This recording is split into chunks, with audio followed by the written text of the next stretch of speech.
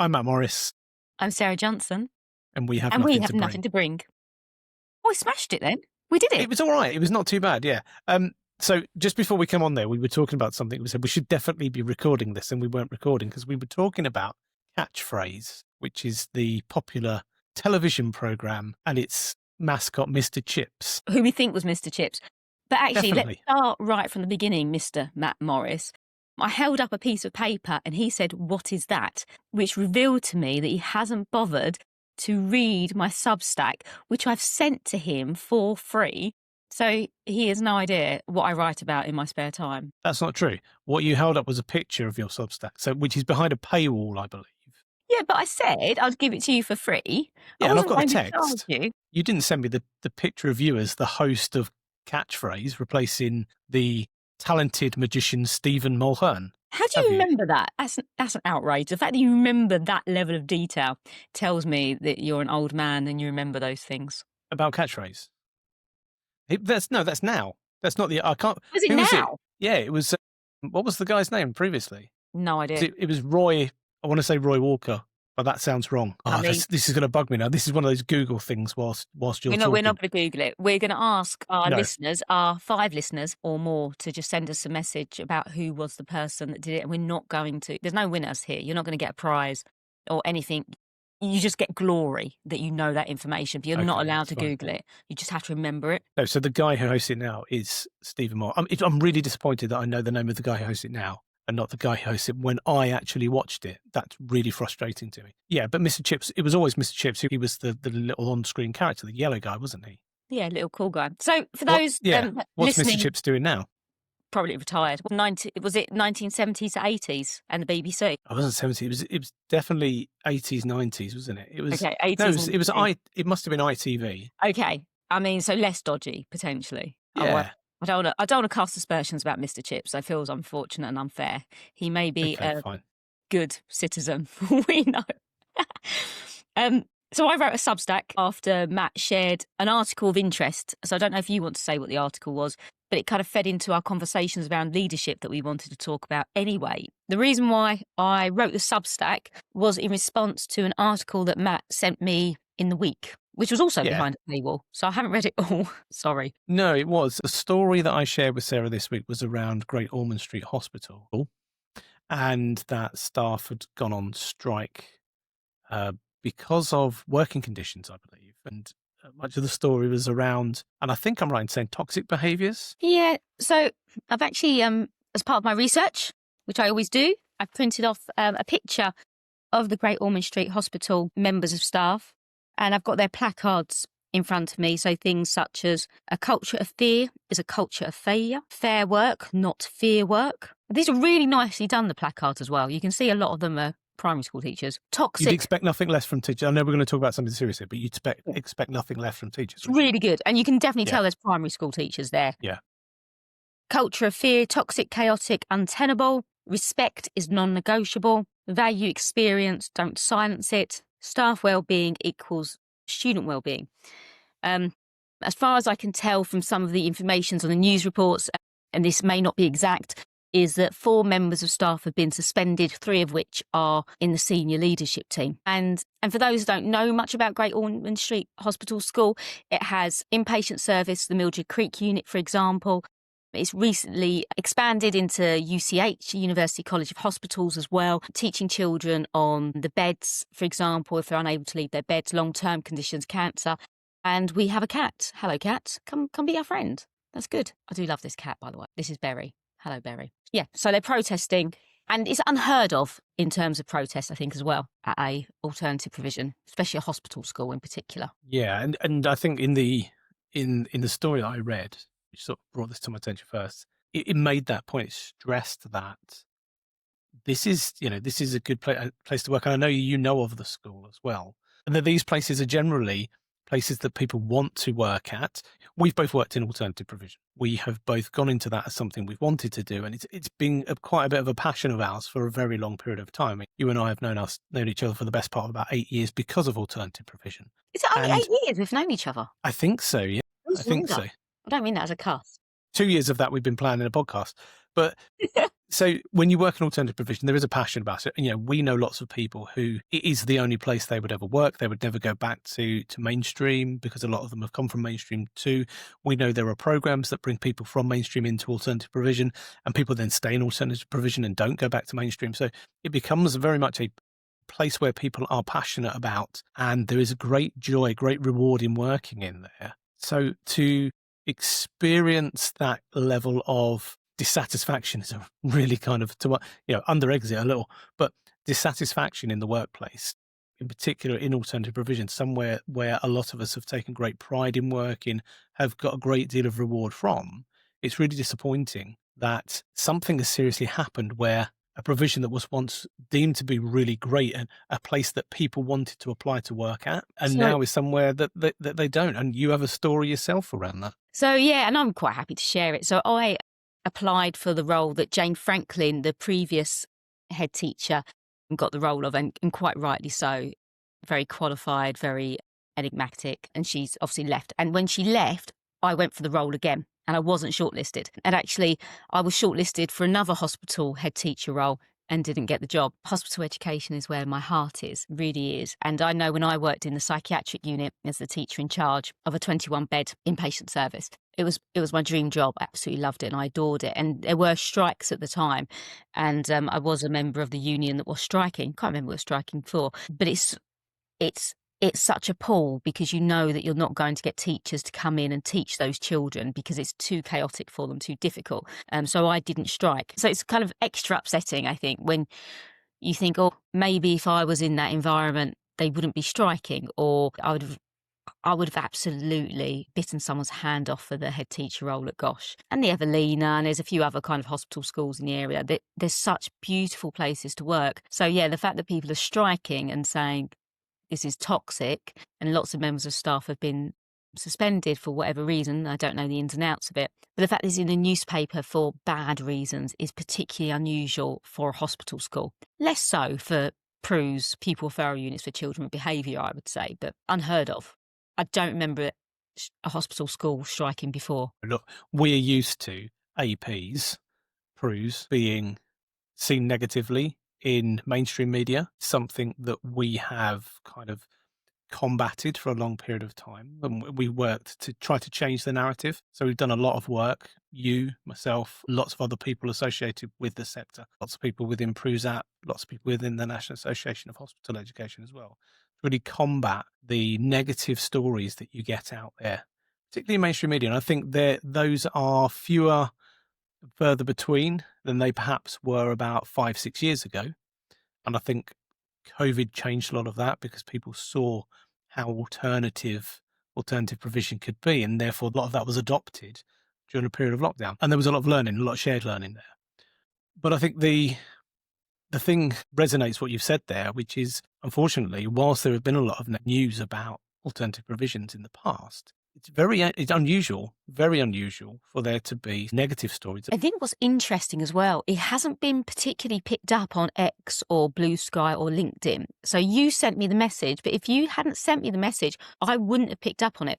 It didn't come up on any of my kind of social news feeds or kind of conversations that I've had with people, not that they would necessarily say. So I think that's interesting, is that whilst there has been some media interest, actually teachers and educational professionals haven't picked it up in the same way, which I wonder about anyway in itself. Yeah, it's surprising. I saw it through another route. I saw it through an alternative route to, I don't use Twitter or X anymore. I don't use social media a huge amount. If anything, I find myself using YouTube more often now, just because of the nature of doing podcasting. But yeah, it came to me through an alternative route, through sort of an education newsletter that I received. Okay. Which again, I think probably not hugely subscribed to.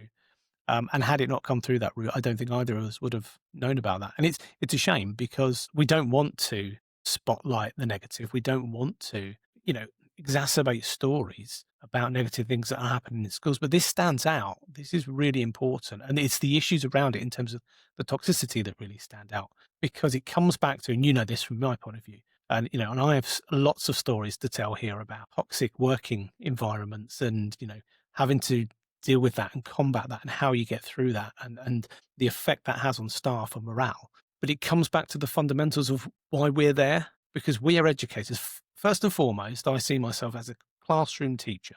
That's what I trained to do. That's what I was passionate about. That's what I enjoyed doing for a very long part of my career.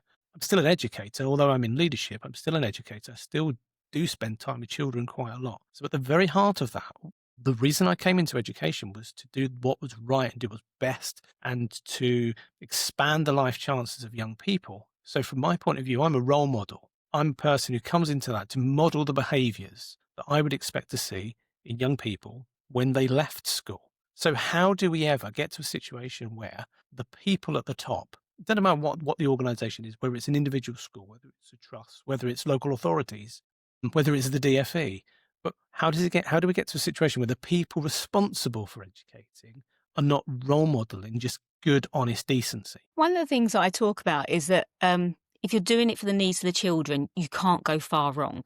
And I think sometimes we miss that with policy and practice. Yeah, sadly, I've worked in incredibly toxic work environments as well.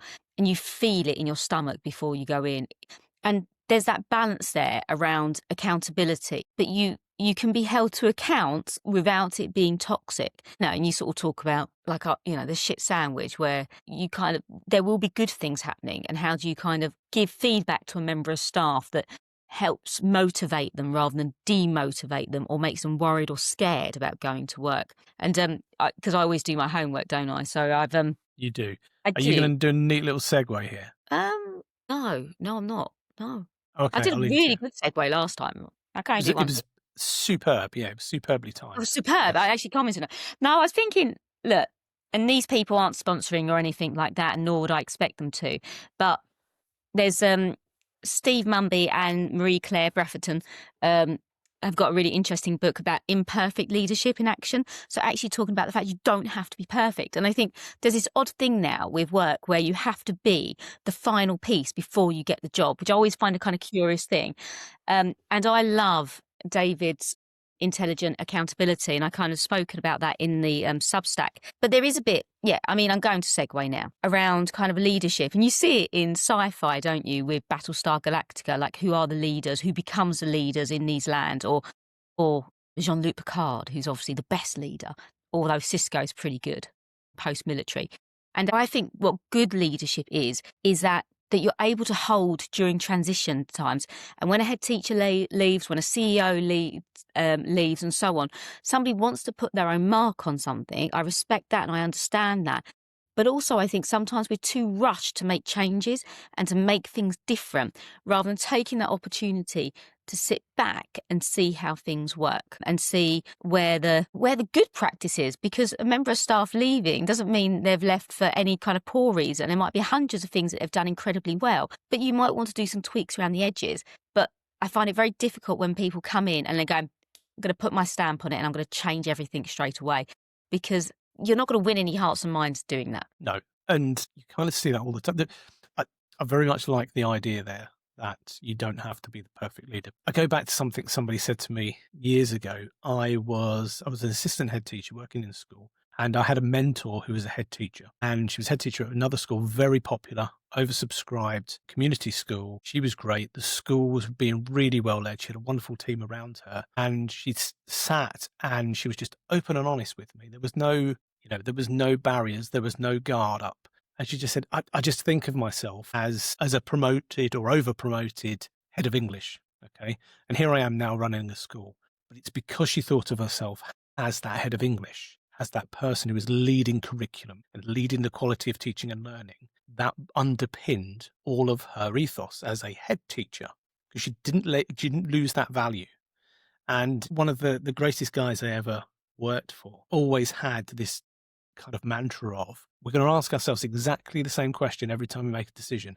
That question we're going to ask ourselves is this in the best interests of our young people? Now that sounds really obvious, really straightforward, but that came to me as a very young leader and therefore always stuck with me.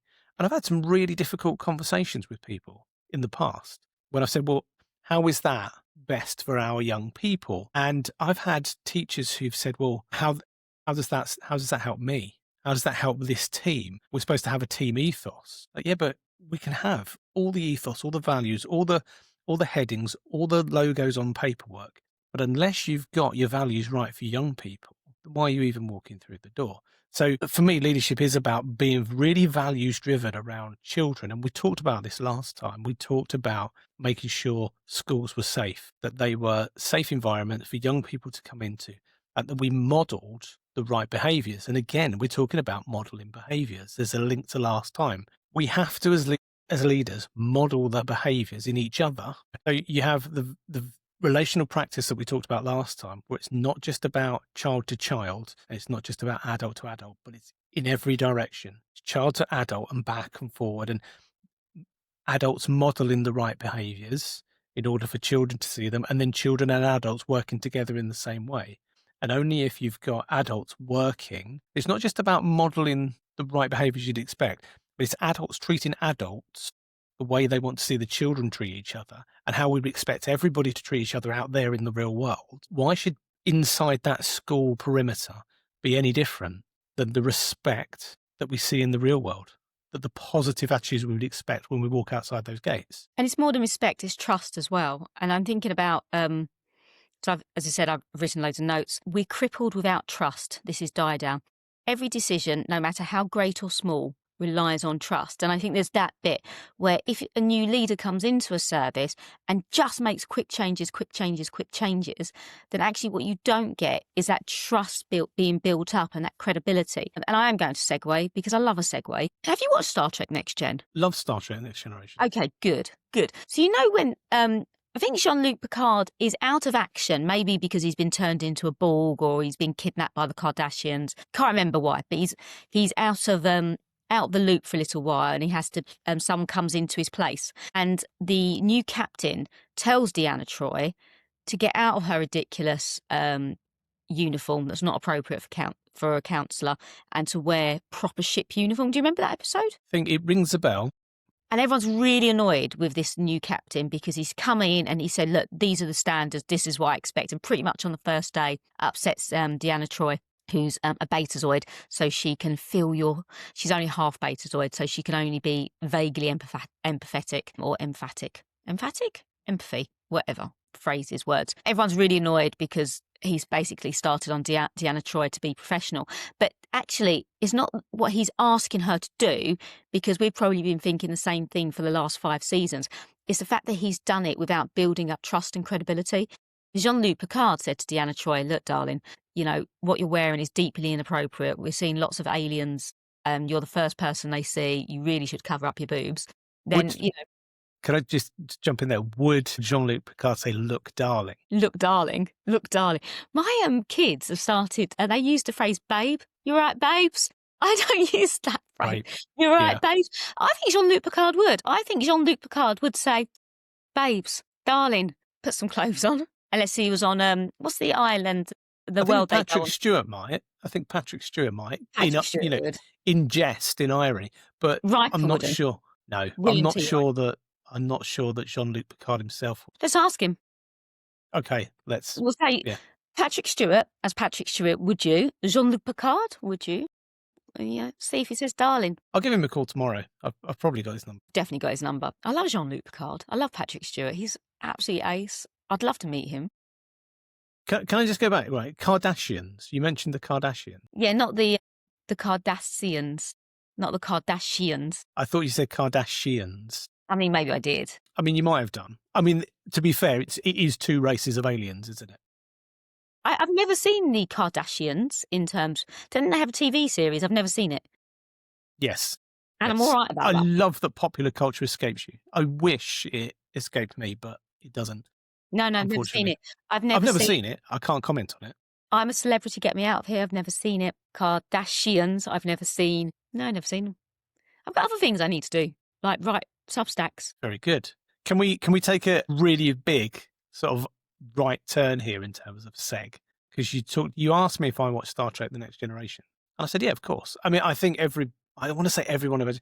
I think Star Trek: The Next Generation was the most accessible of Star Treks on TV when we were of a certain age. It's our age, though, isn't it? So I think it is our age. Can we ask people listening to this if they think Matt's older or younger than me? And then maybe guess we've done this. I'm sure we've done this. I mean, I think we can tell by looking at us who's the oldest.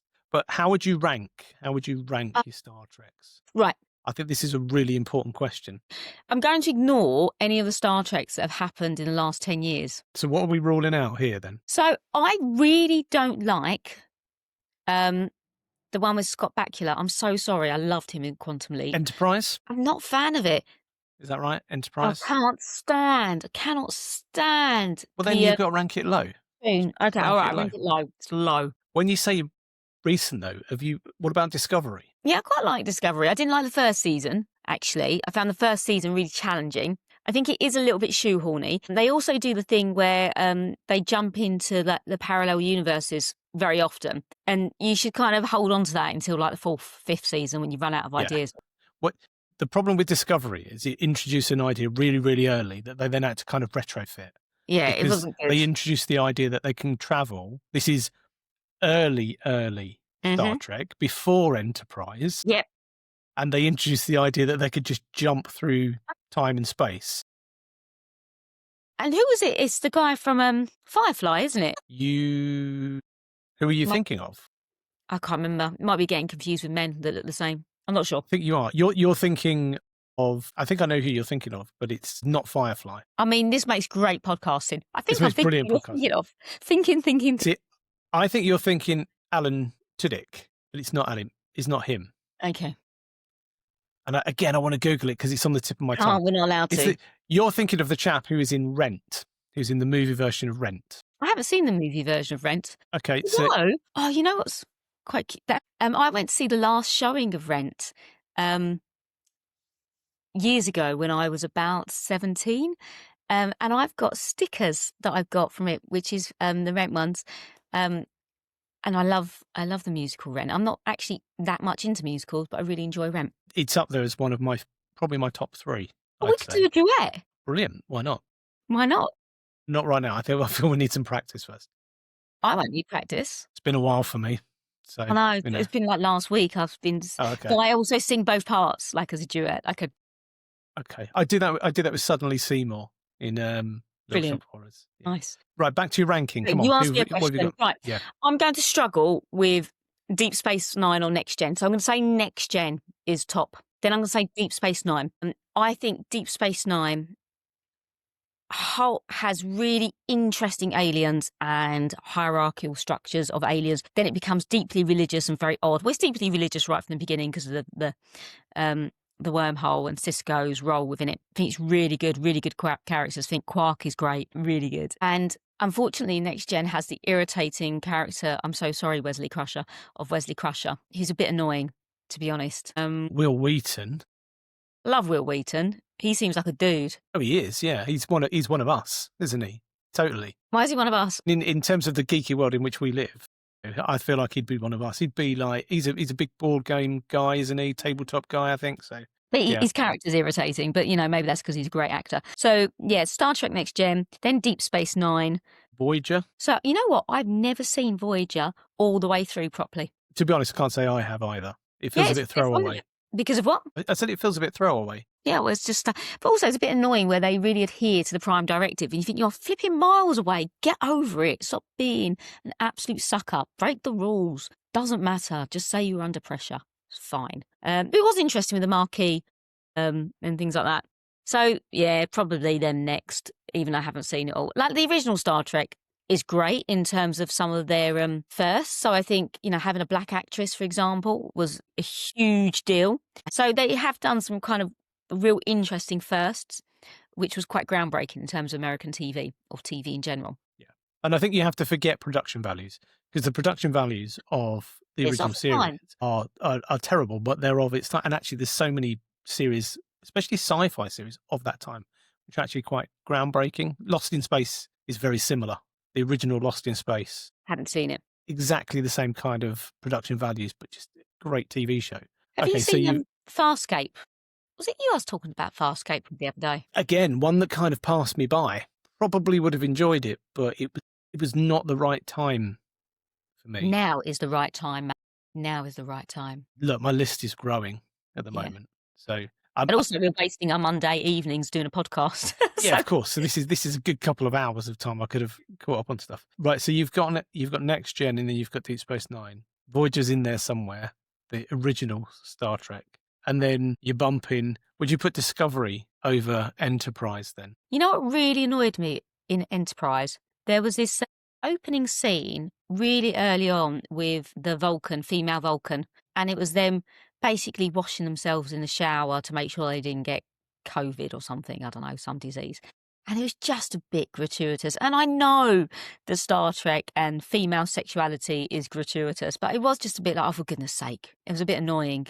Because obviously 7 of 9, Voyager is fairly gratuitous, but actually she's quite a strong character. But it just, I don't know. So I'm going to bump that down even more so, just because that's annoyed me. And in the new films, one of the big criticisms of the new films is let's just throw in a female character in her underwear. It happens in all of them, and it's really frustrating. It doesn't need to happen. We know what women look like in their underwear. So on TV program, because I feel we haven't done enough geeky stuff, I need to talk about Stranger Things.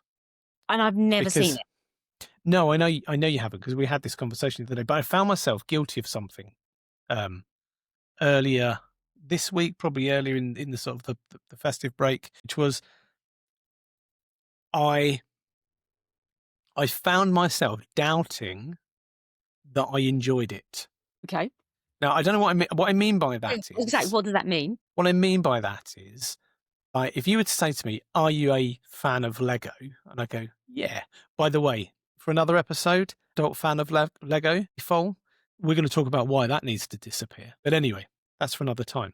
So what I found myself doing was, if you ask me, am I a fan of Lego? Yeah, sure. Am I a fan of Transformers? Yes. Many other things. We talked about Mask last time as a cartoon, and I've just pre-ordered the new release of Thunderhawk, the toy, which will arrive at some point in January, which was the toy I wanted as a child that I never got. And now they've re-released it. So that will arrive at some point in January. I'm very, very excited about that. But then when it came to Stranger Things, I've kind of gone through this kind of doubt where I've gone, well, that's not for me. I shouldn't be watching that. Are people really enjoying this? It was really weird. And I had to kind of talk to myself and kind of go, no, you're really enjoying this. What's Stranger Things about? Okay, so it feels like it's really easy to explain, but it's not, because it's quite layered. Imagine all of the great kind of 80s family movies like The Goonies, like E.T. It kind of takes the very essence of an embodiment of those kind of child group friendships going on an adventure. That's what it's at its core.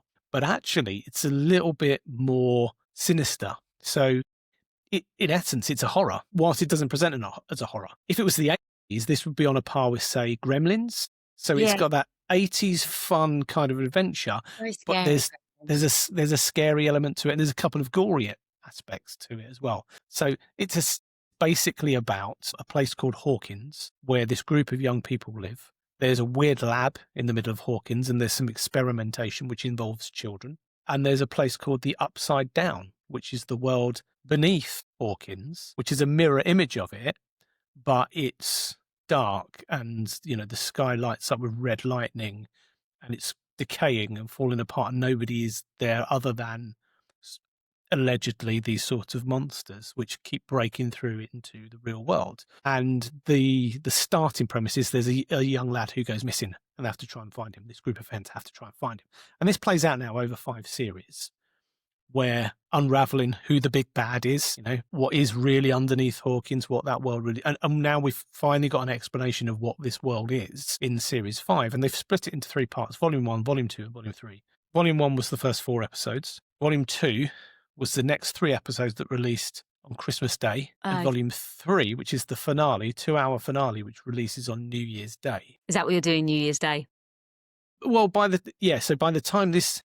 time this episode comes out, I'll have finished it. Yeah. But I'm now at the point. And New Year's this week, isn't it? It is. We're only a couple of days away from it, in fact. So by the time this episode comes out, I will have watched it all. And I'm hoping I won't be disappointed by the ending. But what I've really enjoyed about it is the nostalgia, the throwback to the 80s. This group of children, they all play Dungeons and Dragons. Dungeons and Dragons plays a big role in this TV series, actually. They refer back to it constantly, and they kind of take on roles as if they were key people within Dungeons and Dragons. You don't play D&D, do you? No, I never have. Do you know what it is about D&D that scares me? cool kids do it. This is also true, but the bit that scares me, it's not that, is that it's the role play bit. But there's a silliness about role playing, isn't there? I think it's different. Yeah, there can be. Compared to theatre, which feels always more serious. But you can also go into it as much as you want. So some people don't really role play it. They just go through the motions and tell the story of what they're doing. Other people get really into character. Yeah, and I'm not sure I'm that person. Voices, which I love. I love it when he does the voices. And we will say, Dave, do the voices.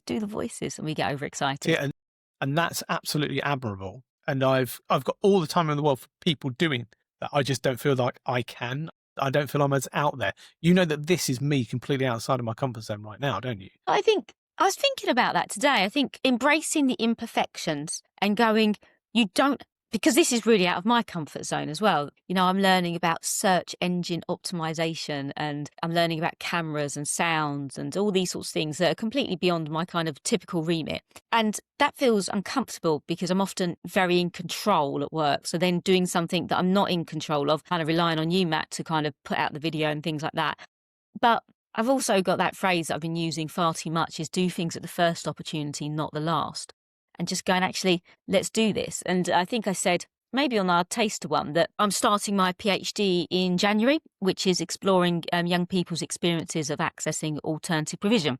Really excited about doing it. It's not out of my comfort zone per se, although I've got post-traumatic stress disorder. And so lots of things are tied into that, but it's not actually out of my comfort zone. But once I finish that, I'm going into theatre. I'm done. I'm done in education, which sounds like a weird thing to say, but I think if I've not kind of made the changes that I want to make, then I'm not going to make them, because I've been in education for, by the time I finish my PhD, 25, 26, 27 years.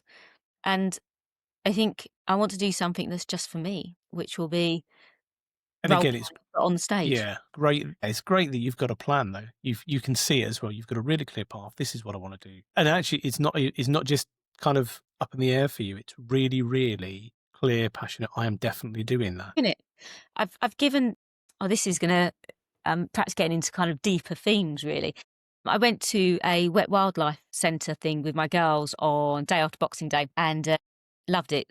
I love birds, so I went looking at the birds and so on. And I picked up a book about flamingo because my oldest child, IJ, not my oldest or my younger children, I don't know, one of my children, IJ, she's not even the oldest, one of my twins, IJ, really likes flamingos. And there was a flamingo book. And I picked it up, didn't take much notice of it, like the images. And it was about a flamingo, though, who becomes a mother and she loses her colour. And she loses her colour because she gives everything to her children.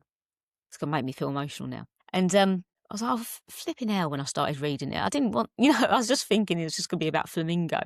And it was about motherhood and how you give everything for your children. And I don't think I've given everything for my children. I've kept a sense of myself, I'm sure. And it's not so much I've lost my colour, but I've been pulled in lots of different directions. And I think that's even more acute when your children have disabilities, that you're pulled in even more directions. So this week, bearing in mind we're on holiday, in theory, IJ had an ophthalmology appointment in London. AJ had an ophthalmology appointment in London. ZJ has a developmental review tomorrow because of her disabilities. So that's 3 appointments in 1 week. And you give up so much for your children because I've got to run around and do different things. And I've got an operation, so I've got a pre-op assessment tomorrow as well. I haven't lost my colour. Maybe I faded a little bit. And because you have all those layers of different things, like a mother, a woman, head teacher, CEO, and things, it's like the pulling of the threads all the time. And so for me, going back into theatre, which is what I wanted to do originally, is kind of trying to regain my colour again, I think, doing something for me. But also showing my children that you can be a mum and also do the things that you love. You don't have to lose your colour. Yeah. Sorry, No, you didn't.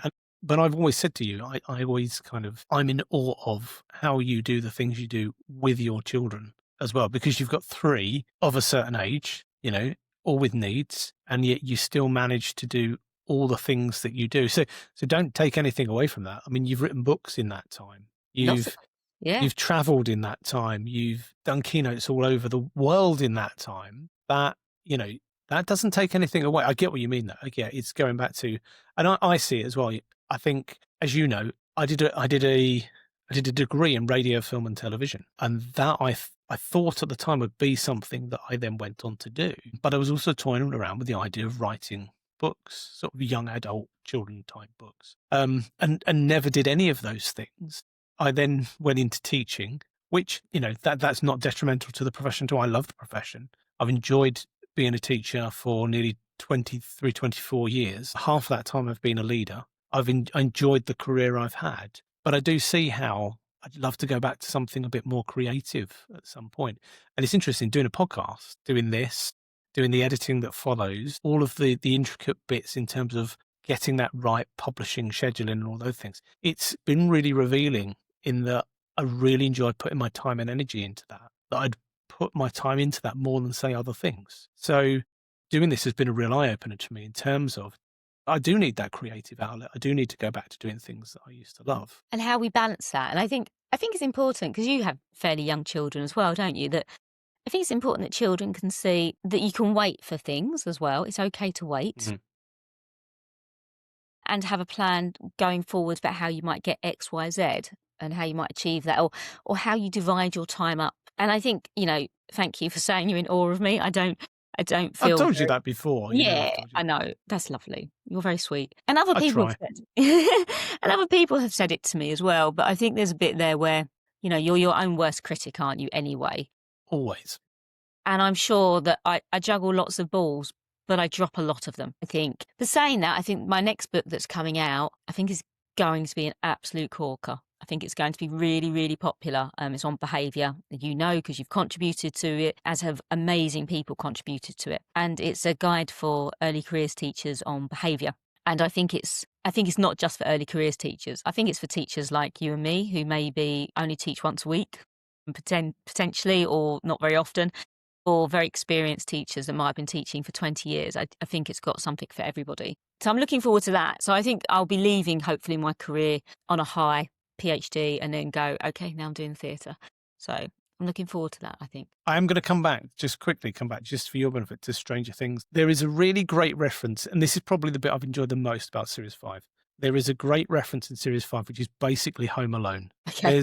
There's an episode where they have to effectively try to prevent one of the demogorgons, one of the creatures, from capturing a child. And so they go to the house of that family, remove the family from the house, and then set it up like a Home Alone type kind of a whole setup, even down to the things falling down and hitting. So it's set up like a scene which just could have been lifted from Home Alone. I'm Sarah Johnson. I'm Matt Morris, and we have nothing to bring.